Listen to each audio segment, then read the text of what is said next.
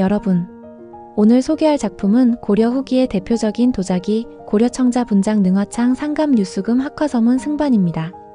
이 작품은 고려 도자기의 정수를 보여주는 예술적 걸작으로 단순한 실용품이 아니라 당대 왕실과 귀족들의 문화적 정체성과 예술적 이상을 담아낸 상징적인 작품입니다.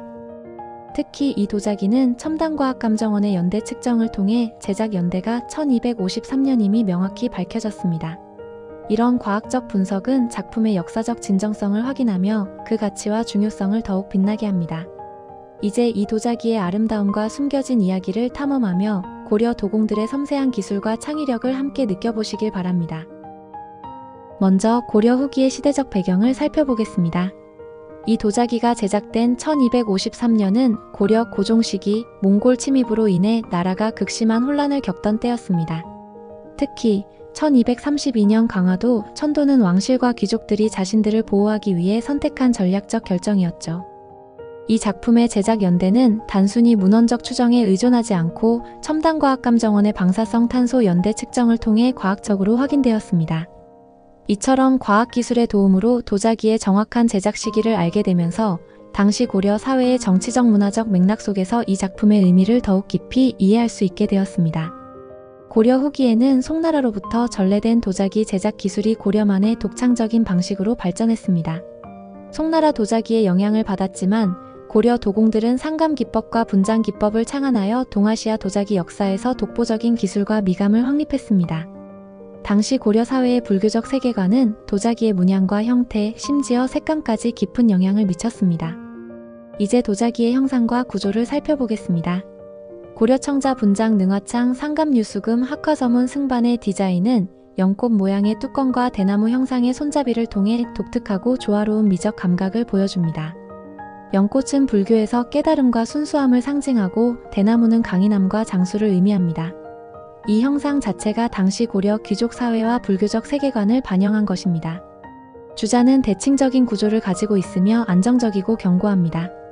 승반, 즉 받침대는 도자기를 안정적으로 지탱하며 동시에 전체 작품의 통일성과 신미성을 강화합니다. 이러한 조화로운 구조는 고려 도공들이 도자기의 실용성을 넘어 예술 작품으로 승화시키려는 의도를 잘 보여줍니다. 첨단과학감정원의 검증은 이 도자기의 형상과 구조가 당시 제작된 기술적 예술적 수준과 일치함을 명확히 증명하며 우리가 이 작품을 믿고 감상할 수 있는 기반을 제공합니다. 다음으로 이 도자기의 핵심적인 특징 중 하나인 문양에 대해 살펴보겠습니다. 문양은 상감 기법으로 섬세하게 구현되어 도자기의 생동감을 극대화하고 있습니다. 이 작품에 새겨진 문양은 연꽃, 학, 물새, 갈대, 버드나무 등 자연주의적 요소로 구성되어 있으며 각각의 문양은 고유한 상징적 의미를 담고 있습니다. 연꽃은 불교에서 깨달음과 순수함을, 학은 장수와 평화를, 물새와 갈대는 자연과 인간의 이상적 조화를 상징합니다. 또한 버드나무는 바람에 흔들리는 자연의 생명력을 나타내며 보는 이로 하여금 자연 속에 있는 듯한 느낌을 줍니다. 첨단과학 감정을 통해 이 문양이 구현된 시기가 정확히 밝혀졌으며 이는 당시 도공들이 어떻게 예술적 상징성을 표현했는지를 이해하는 데 중요한 단서를 제공합니다. 문양의 배열은 대칭적이면서도 유기적으로 구성되어 있어 작품 전체의 조화와 균형을 이루고 있습니다. 문양은 단순한 장식을 넘어 당시 고려 사회의 미적 철학과 불교적 세계관을 표현하는 중요한 요소로 자리 잡았습니다. 이 도자기의 또 다른 매력은 바로 유약과 색감입니다. 고려청자는 산화철과 구리를 포함한 유약을 사용하여 깊고 맑은 청색에서 밝고 투명한 백색까지 다양한 색조를 표현합니다. 이는 고온 가마에서 산화와 환원 과정을 정밀하게 제어하여 얻어진 결과입니다. 첨단과학 감정은 유약의 성분 분석을 통해 이 도자기가 사용한 원료와 그 특성을 밝혀냈습니다. 산화철과 구리의 비율은 유약의 농도와 색감을 조절하는 데 중요한 역할을 했습니다. 특히 유약의 두께에 따라 깊은 청색에서 밝은 백색까지 다채로운 색조가 발현되며 이는 고려 도공들의 정교한 기술을 엿볼 수 있는 부분입니다. 분장 기법은 이 작품의 독특한 색감을 가능하게 한 핵심 기술입니다. 도자기 표면에 백토를 얇게 바르고 청자의 유약을 덧씌우는 방식으로 백자의 밝음과 청자의 깊이를 조화롭게 표현합니다. 빛의 반사와 투과에 따라 마치 물속에서 빛이 반짝이는 듯한 독특한 효과를 냅니다. 이 도자기는 고려 후기 왕실과 귀족 계층에서 주로 의례적, 제사적 용도로 사용되었습니다.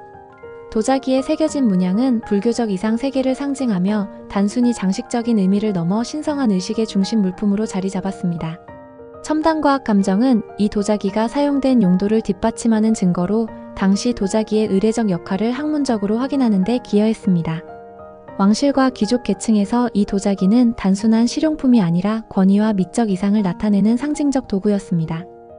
또한 이 도자기의 크기와 정교한 문양 그리고 상감 기법은 왕실과 귀족 계층의 높은 미적 기준과 문화적 이상을 충족시키는 데 기여했습니다. 고려 청자는 송나라와 일본 도자기에 영향을 미치며 동아시아 도자기 교류의 중심에 있었습니다. 특히 상감 기법과 분장 기법의 융합은 고려 도자기의 독창성과 기술적 우수성을 보여주는 대표적인 예입니다. 첨단과학 감정을 통해 밝혀진 제작 연대와 기술적 분석은 고려 도자기의 과학적, 역사적 가치를 더욱 높이는 데 기여했습니다. 이는 단순히 시대적 산물이 아니라 한국 도자기 예술의 전통과 독창성을 세계에 알리는 데 기여한 문화유산입니다. 지금까지 고려 청자 분장 능화창 상감 유수금 학화서문 승반에 대해 살펴보았습니다. 이 도자기는 고려 후기 도공들의 기술적 창의성과 예술적 성취를 집약한 작품으로 단순한 실용품을 넘어 고려의 문화적 정체성과 이상을 담아낸 걸작입니다. 첨단과학 감정의 검증은 이 도자기가 시대를 넘어 전해지는 예술적, 문화적 가치를 증명하며 현대에서도 그 중요성을 재확인시켜줍니다. 중도 갤러리에서 제공하는 이 특별한 작품을 통해 고려 시대의 문화적 정수와 예술적 가치를 경험하시고 한국 도자기 예술의 역사와 전통을 직접 느껴보시길 바랍니다. 여러분 함께 해주셔서 감사합니다.